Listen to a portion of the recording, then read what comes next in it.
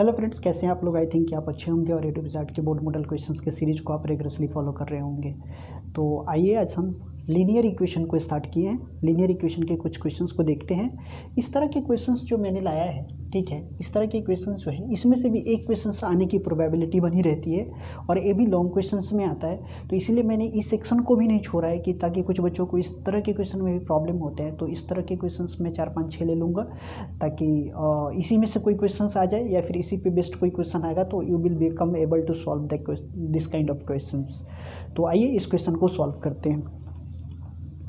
इस क्वेश्चन को सॉल्व करने के पहले सबसे पहले ये देख लो कि इस क्वेश्चन में क्या होता है कि सबसे पहले आपको कांस्टेंट एंड वेरिएबल को समझ लेना है। तो देखो, इस question linear equation in two variable में जो वेरिएबल वाला जो पार्ट होगा वो क्या होगा, इस बात को नोट कर लेना कहीं पे। वेरिएबल वाला होगा वह एक्स एंड वाई जेड इस तरह के टर्म में होगा, ठीक है। बस मैं ब्रीफली बता रहा हूँ वेरिएबल एंड कांस्टेंट को, फिर हम आगे पढ़ेंगे, ठीक है। तो उसमें हम डिटेल से करेंगे कि वेरिएबल कांस्टेंट क्या होता है कॉन्सेप्ट वाले चैप्टर में। यहाँ पे बस इतना ही, एक्स वाई जेड वाला और कांस्टेंट वाला जो टर्म होगा इसमें जनरली, ठीक है, वो क्या होगा, आइदर अल्फ़ाबेट से ABC इस्तेमाल किए हुए होंगे या फिर न्यूमेरिक डिजिट होंगे, 2 3 4 5 इस तरह के नंबर होंगे, ठीक है। तो ये सारे जो टर्म होंगे एक्स वाई जेड वाले जो टर्म होंगे वो वेरिएबल के रूप में होगा और कांस्टेंट वाला टर्म ये दो फॉर्म में होगा, ABC के फॉर्म में या फिर 2 3 4 5 के फॉर्म में, ठीक है। नेक्स्ट वेरिएबल जो नेक्स्ट बातें हैं वेरिएबल एंड कांस्टेंट के बारे में मैं डिटेल यहाँ पे नहीं बता रहा, इतना से आपका काम चल जाएगा, ठीक है। तो आइए हम कांस्टेंट एंड इस क्वेश्चन को सॉल्व करते हैं। इस क्वेश्चन को सॉल्व करने के पहले एक और चीज़ इसमें जो है इसी जो मैंने यहाँ बताया वेरिएबल एंड कांस्टेंट के बेसिस पे, तो देख लो यहाँ पे ये जो 3a वाली पोर्शन है, ये 3a ये क्या है, वेरिएबल कांस्टेंट है। 2b जो है पहले इक्वेशन में क्या है, कांस्टेंट है, 5 कांस्टेंट है, a यहाँ पे कांस्टेंट है, 3b कांस्टेंट है, 2 कांस्टेंट है। तो ये सारे कांस्टेंट वाले टर्म है। वेरिएबल क्या है, x एंड y, और जो वेरिएबल होता है उसी की वैल्यू हमें निकालनी होती है, x equal to what and y equal to what, ठीक है। तो इसको सॉल्व करने के लिए बहुत सारे मेथड हैं, लेकिन इस बार जो है बहुत सारे मेथड कटे हुए हैं, बोर्ड वाले बच्चे स्पेशल ध्यान रखें। तो देखिए इसको हम एलिमिनेशन मेथड से कैसे सॉल्व करते हैं, ठीक है। ये मेथड आपको पढ़ना भी है।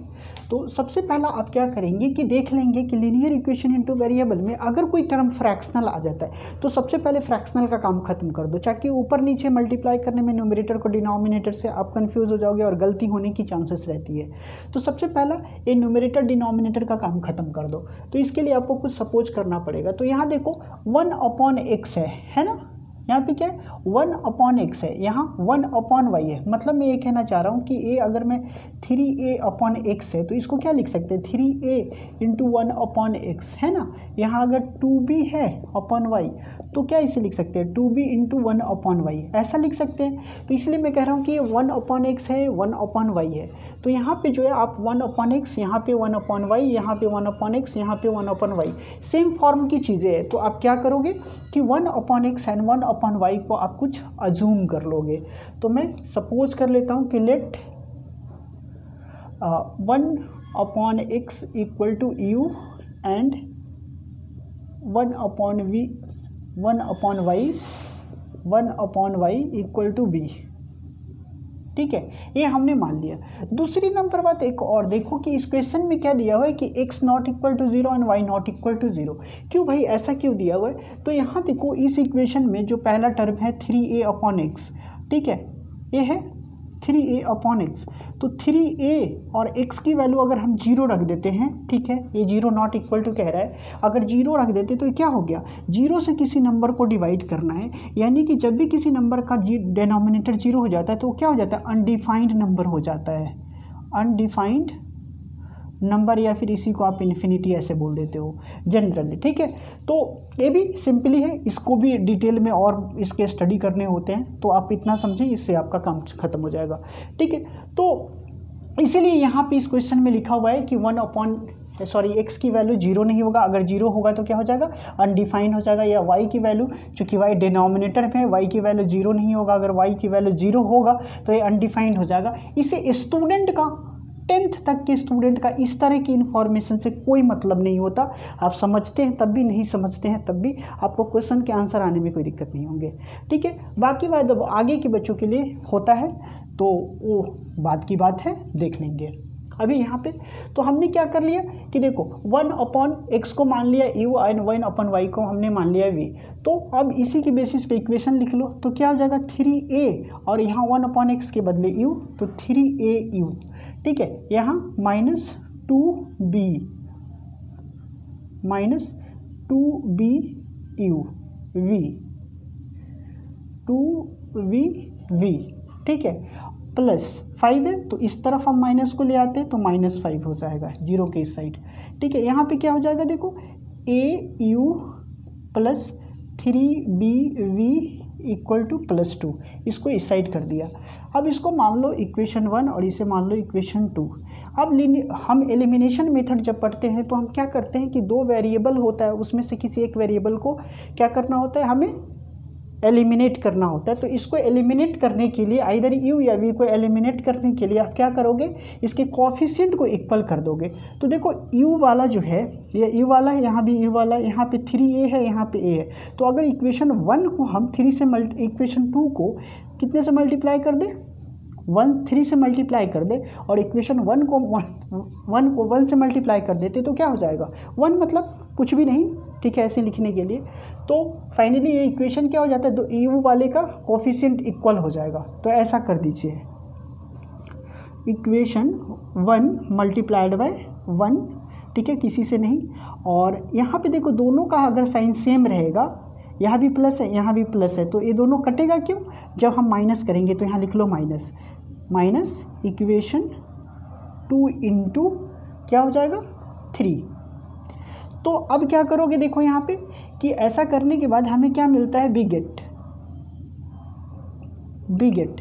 तो हमें मिलता है कि ऊपर वाले में 1 से मल्टीप्लाई करेंगे तो वो टर्म वैसे ही रह जाएगा 2v और -5, और नीचे वाले इक्वेशन 2 में अगर 3 से मल्टीप्लाई करेंगे तो क्या हो जाएगा 3au प्लस 3 3 जा 9bv और 3 2 जा 6। अब क्या करना है, माइनस किया था तो माइनस कर लो, माइनस, ठीक है। यहाँ प्लस था तो यहाँ माइनस कर दिया, यहाँ भी प्लस तो माइनस, यहाँ भी प्लस तो माइनस, ये साइन का इनवैलिड हो जाता है। तो इससे कैंसिल हो गया है नहीं, सेम टर्म वाला। दूसरा नंबर जो है देखो a -2bv एंड 9bv है ना, दोनों सेम टर्म वाला, तो -11vv इक्वल टू कितना हो जाएगा, -5 और -6 -11, ठीक है। तो अब इसको देख लेते हैं, तो v की वैल्यू जो हो जाएगा फाइनली क्या हो जाएगा देखो -11 बाई -11v, ठीक है। देखो इससे कैंसिल हो गया, यानी कि v की जो वैल्यू आ गया 1/v आ गया, क्लियर है। अब इस v की वैल्यू आप इस इक्वेशन या इस इक्वेशन किसी में पुट कर दीजिए और निकाल दीजिए, ठीक है। तो लिख देंगे putting the value of v equal to 1/v in equation 1, ठीक है। तो हम इक्वेशन 1 क्या है हमारा, a वाला 3au -2bv इक्वल टू -5, यानी कि 3a और u है, तो u की तो वैल्यू हमें पता नहीं, u तो निकालना ही है। 2v इंटू v की वैल्यू क्या है हमारा 1/v, तो 1/v इक्वल टू -5, ठीक है। तो देख लो ये v से b कैंसिल हो गया, तो 3au इक्वल टू -5, सॉरी ये v से v कैंसिल हो गया और यहाँ -2 बचा, ये -5, ठीक है। तो 3au इक्वल टू -5 और +2 इक्वल टू कितना हो जाएगा -3। तो देख लो यहाँ पे क्या हो जाएगा -3। अब यहाँ से अगर हमने निकाल लिया क्या चीज़, u की वैल्यू, तो क्या हो जाएगा -3/3a, क्लियर है। 3 से 3 कैंसिल हो गया, यानी कि इसका वैल्यू आ गया u की वैल्यू -1/a, क्लियर है। तो ये दोनों वैल्यू हमें निकल गया। तो अब हमें तो u एंड v की वैल्यू निकालनी नहीं थी, हमें निकालना क्या था, क्योंकि हमारा लीनियर इक्वेशन किस में है, एक्स एंड वाई में है। तो एक्स एंड वाई में जब हमारा लीनियर इक्वेशन है तो हमें क्या निकालना होगा, एक्स एंड वाई की वैल्यू। तो हमने क्या माना था कि x equal to 1/x, therefore 1/x u equal to 1/x, या फिर 1/x इक्वल टू u, यानी कि 1/x इक्वल टू u की वैल्यू कितना निकाला, 1 - 1/a, क्रॉस मल्टीप्लिकेशन कर लो तो क्या हो जाएगा, x इक्वल टू -a। दूसरा हमने 1/y इक्वल टू क्या माना, v, तो 1/y इक्वल टू क्या आ जाएगा, 1/v, क्रॉस मल्टीप्लिकेशन कर लोगे तो y की वैल्यू आ गया आपका v। तो आपका हेंस लिख देंगे कि hence x equal to -a and y equal to b। यही आपको x एंड y ऐसे लीनियर इक्वेशन में निकालने रहते हैं, ठीक है। तो आई थिंक कि इस तरह के क्वेश्चन में आपको कोई प्रॉब्लम नहीं होती होगी। अगर हो रही है, ये थोड़ी सी कैलकुलेशन बेस्ड क्वेश्चन होता है, कोएफिशिएंट को इक्वल करना होता है, तो आई थिंक कि इस तरह के क्वेश्चन में आपको प्रॉब्लम नहीं होती है। अगर होती है तो आप क्वेश्चन को, इस तरह के क्वेश्चन को प्रैक्टिस कर लीजिए, एक क्वेश्चन आने की प्रोबेबिलिटी रहती है इस तरह के क्वेश्चन से, ठीक है। देखते हैं हम दूसरे क्वेश्चन को। इसमें भी मैंने कहा ना कि मैं एक भी बोर्ड मॉडल क्वेश्चन की सीरीज़ में कोई भी टॉपिक का कुछ भी नहीं छोड़ रहा हूँ, ठीक है, ताकि आप ऐसा ना कि सारा करके आ जाओ और इजी टाइप के क्वेश्चन में ही जाके फंस जाओ, ठीक है, कि अरे इसमें फंस गया। तो नहीं, ये बिल्कुल नहीं चलेगा। मार्क्स लाना है, आपका मार्क्स इन्हेंस करना है, मतलब आपके मार्क्स को इन्हेंस ही करना है, ठीक है। दूसरा क्वेश्चन देखो इसी तरह का है। एक क्वेश्चन है कि 5/x - 1 1/y - 2 इक्वल टू 2, ठीक है, and 6/x - 1 -3/y - 2 equal to 1। इस क्वेश्चन में भी एक इन्फॉर्मेशन है, ठीक है, कि इन्फॉर्मेशन क्या कि इसमें देख लो कि 5/x - 1 and plus 1/y - 2 equal to 2, 6/x - 1 और -3 - y - 2, ठीक है। तो क्वेश्चन आपने देख लिया। इस क्वेश्चन में भी आप देखो, सबसे पहले इक्वेशन किस फॉर्म का है, फ्रैक्शनल है ना। फ्रैक्शनल देखो 5/x - 1, यानी कि ये हमारा न्यूमरेटर पार्ट, ये डिनोमिनेटर पार्ट, ये क्या है, फ्रैक्शनल है। और फ्रैक्शनल जैसे ही है तो मैंने क्या बताया कि कुछ मान लो सबसे पहला, और इस तरह से मानो। और मानने के लिए क्या होता है कि अज्यूम करने के लिए आपका फॉर्म भी दिया रहेगा क्वेश्चन में। देखो इसमें भी एक फॉर्म है हमारे पास कि देखो दोनों पेयर ऑफ लीनियर इक्वेशन में यहाँ पहले जो है, देखो डिनोमिनेटर में यहाँ भी x - 1, यहाँ भी x - 1, यहाँ y - 2, यहाँ y - 2। तो ये क्या है हमारा, अगर मैं कहूँ कि 5/x - 1 लिखा हुआ है, इसका मतलब क्या लिखा हुआ है, ये लिखा हुआ है ना 5 × 1 - x - 1, ठीक है। तो आप x - 1/x - 1 को मान लो, ठीक है, ये फ्रैक्शनल टर्म है, ऐसा कुछ मान लो। तो हमने मान लिया, यू भी मान लो आराम से, ठीक है, कोई दिक्कत नहीं होती। तो आ जाओ हम इसको सपोज कर लेते कि लेट x, हम अज्यूम कर लेते हैं कि 5/x - 1, sorry 1/x - 1 equal to u and 1/v equal to 1/y - 2 equal to v, ठीक है। हमने मान लिया इस वाले टर्म को, इस वाले और इस वाले टर्म को, 1/x - 1 and 1/y - 2 equal to हमने v मान लिया। तो फाइनली क्या हो जाएगा ये इक्वेशन, देखो तब नाउ हम लिख सकते हैं इस इक्वेशन को कि 5u प्लस 1v हो जाएगा इक्वल टू 2, और इसको लिखोगे तो क्या हो जाएगा 6u minus 3v equal to 1। मिल गया हमें इक्वेशन। अब तो ये फ्रैक्शनल नहीं है। अब मैं क्यों कह रहा हूँ कि कोई चाहेगा यहीं कर ले तो वो भी यहाँ भी किया जा सकता है और सॉल्व किया जा सकता है, लेकिन वहाँ फ्रैक्शनल होता है, और फ्रैक्शनल में क्या होता है कि आप मल्टीप्लाई डिवाइड करने में ही गड़बड़ा लोगे, ठीक है। जहाँ एक बार गड़बड़ हो गई आंसर गलत आ जाएंगे, आपके क्वेश्चन गलत हो गए, तो ये मत करो, नहीं करना, ठीक है। तो फिर अब क्या करोगे, ये तो आसान हो गया, 5u plus v equal to 2 and 6u -3v equal to 1। अब क्या करोगे, फिर से कोफिशिएंट इक्वेशन 1 मान लो, इक्वेशन 2 मान लो। क्या करना होता है कि किसी भी एक टर्म को एलिमिनेट करना होता है। अब देखो इसको इससे एलिमिनेट करना है, इस दोनों टर्म को अगर u वाले को एलिमिनेट अगर हम करें तो कितना करना होगा, ये दोनों का कोफिशिएंट इक्वल करना होगा। और कोफिशिएंट इक्वल करने की सबसे ईजी तरीके और सबसे मतलब बिना दिमाग लगाने वाला कि इसके कोफिशिएंट से नीचे इक्वेशन 2 के कोफिशिएंट से इसको मल्टीप्लाई कर दो और इक्वेशन 1 के कोफिशिएंट इक्वेशन 1 को मल्टीप्लाई कर दो, कोफिशिएंट इक्वल हो जाएगा। तो कर लो, equation 1 multiplied by 6 minus equation 2 multiplied by 5 we get, क्या मिला हमें।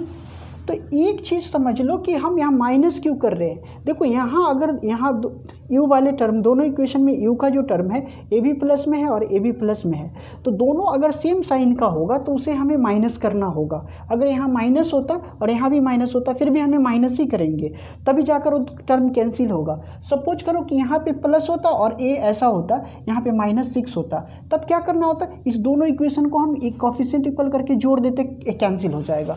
ठीक है, ये बात समझ में आ गई होगी। तो ए प्लस था, ठीक है। अब इस काम को कर लेते हैं, इक्वेशन 1 को 6 से मल्टीप्लाई करना है, तो 30u plus 6v equal to 6 2 ज़ा 12। ठीक है, ये 30u and minus 15v equal to 5, minus कर लो, ए सॉरी प्लस हो जाएगा, ए माइनस हो जाएगा, ए साइन का कोई मतलब नहीं रह जाता, ए कैंसिल हो गया। देखो 15 और 6 दोनों एडअप होके 21 हो जाएगा, 21v इक्वल टू ए कितना हो जाएगा, 5 माइनस 12 माइनस 5 7। ठीक है, आ जाओ। तो अगर हम यहाँ निकाले v की वैल्यू तो क्या हो जाएगा, 7/21, 7 3 ज़ा 21, यानी कि v की वैल्यू हमें मिल गया, v की वैल्यू 1/3। फिर से वही काम करेंगे कि ये v की जो वैल्यू है हम इस इक्वेशन दोनों में से किसी इक्वेशन में पुट कर देंगे। ठीक है, और जैसे ही पुट करोगे तो कॉरस्पॉन्डिंगली u की वैल्यू मिल जाएगी और फिर आपका काम खत्म हो जाता है। तो लिख दोगे पुटिंग द